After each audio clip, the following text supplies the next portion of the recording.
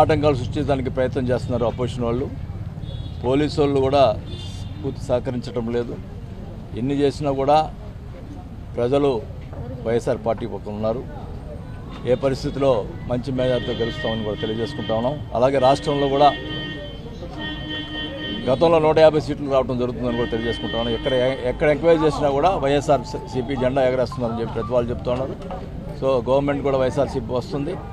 వైఎస్ఆర్ మళ్ళా జగన్మోహన్ రెడ్డి గారు ముఖ్యమంత్రి అవుతున్నారని కూడా తెలియజేసుకుంటూ మరి ఓటర్లు మరి ఒంగోలు ప్రజలకి ఎప్పుడు కూడా నేను ధన్యవాదాలు తెలుపుకుంటా ఉన్నా. వాళ్ళు నాకు ఎప్పుడు కూడా 6వసారి నన్ను గెలిపిస్తున్నందుకు కూడా నేను వాళ్ళకి నా ధన్యవాదాలు.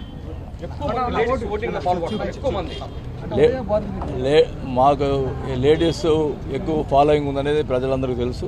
సో మాకు ఇంకా ఎక్కువ మెజార్టీ వచ్చే అవకాశం ఉంటుంది కాబట్టి మేము ధీమాగా ఉన్నాం. లేడీస్ ఎక్కువ పర్సెంట్ వైసీపీకి జగన్మోహన్ రెడ్డి గారు పెట్టిన పథకాలకి ఈరోజు వైసీపీకి వేస్తుందని చెప్పి క్లియర్గా అర్థమైపోతాం.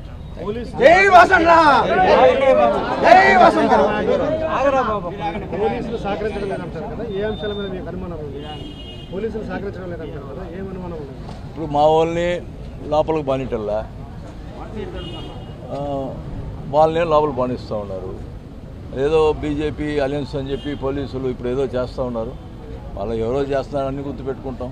సరే పోనీ జరుగుతాయి. మా ప్రజలు ఉన్నారు. మాకు ఎన్ని చేసినా మేము బంపర్ మెజార్టీతో గెలుస్తాం.